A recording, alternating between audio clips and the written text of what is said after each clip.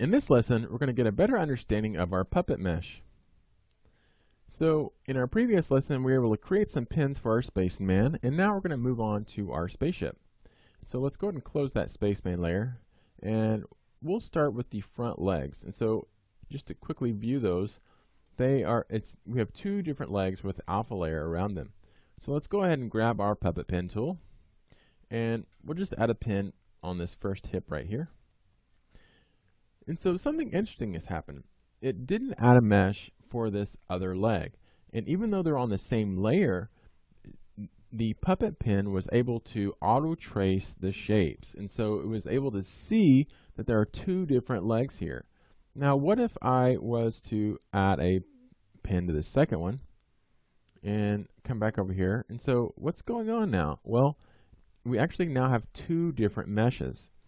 And so this is very interesting because since this is on one layer, that means that I could actually click and drag and move this leg around independently. And so that, if you think about it, that actually gives you a lot of control. So if we had a layer that had a bunch of different little pieces, even though it would be one layer, you could actually use your puppet tool to move those pieces around, you just using their alpha. So it kind of gets your mind thinking a little bit differently. Now, what if I wanted that mesh to be both of these legs, or to encompass both of these legs? Well, you can actually grab your pin tool or any of the shape layers or the shape tools, and we're going to create a mask. Now, if I just click and drag, oops, I did not want to do that. I want to make sure I have my leg selected. There we go. And so I'm going to just draw a shape. And I'm not going to spend a lot of time because I don't really need this mask.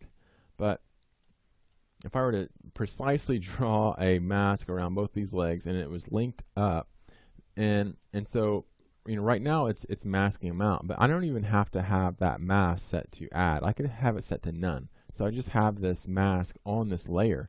Then I can get my puppet tool, and it's going to see that as something that it can add a mesh to. So now I have a mesh that is encompassing both of these legs. And so watch what happens though. If I click and move these legs around, then I have kind of duplicated all these different legs. So it's very, very odd, but it's kind of cool because I'm moving them independent from the other legs. And so if I were to go to my first two meshes down here, so we have mesh 2 and mesh 1, then let's go ahead and we'll grab our expansion, or we'll grab our deform in our first puppet pin, open that up, and so if I were to add and move, then I'm doing some really cool stuff here. So just a lot of different options here. Now I'm going to go ahead and throw away that first mesh, or the last mesh that we made. We don't need that one. And I'm going to reset. And so now it was able to reset those legs. All right, now let's take a look at, I'm going to go ahead and delete that mask so it doesn't mess with me. Very cool. All right, now let's take a look at the different options that we have for our mesh. So right now it is set to be 350. That's like the default. Now I really don't need that many triangles for the type of movement that I'm getting, because I'm going to create a movement where this leg kind of kicks out, and so you can see it's a very smooth move, or a very smooth bend in this leg. But if I start to take away some of those triangles, then it kind of simplifies the movement, or the deformation. So just by removing some of those triangles, then I was able to straighten up this leg. Now, I'm also kind of leaving behind some of the top joint up here, and so there's not like a magic number that you can say, if you have rigid movement, then you need to have this many triangles. But it will take a little bit of experimenting, just to kind of get the most out of that mesh, because each mesh isn't perfect for every single different type of deformation that you're going to use. So it'll just take some getting used to to just know that, you know, maybe less triangles might be good for something with a rigid movement. All right, now let's look at our expansion. So if we were to, let's add this more triangles, so like 100 or so, but let's decrease our expansion.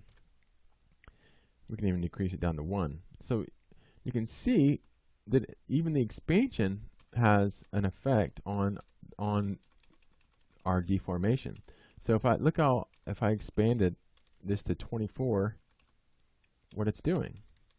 Now if I bring this back down, then it's actually able to really get in there, and it's, I don't know, maybe more precise. And so I would say try to have a nice happy median of your expansion, because you don't want your triangles to expand, or your mesh to expand too far outside of your alpha, because then you're actually deforming like some empty space. And so, you know, where the expansion really comes in handy are spots like that are really pointy like this, because sometimes that mesh will draw in and kind of leave like a little piece behind. So then you need to come in and you need to expand, you know, a little bit more than you need than what was the default, which was 3. So that is basically a little bit more about your mesh and some of the different ways that you can use that mesh to either encompass, you know, different pieces of your alpha, or to encompass a huge piece. And then, you know, remember that you can always delete a mesh if you don't need it. So we can just click and delete and start over if we need to. And so just a lot of options for our mesh, and things to keep in mind for just getting the most out of that deformation. In our next lesson, we'll be understanding the different things that we can do to control our deformation, like using starch.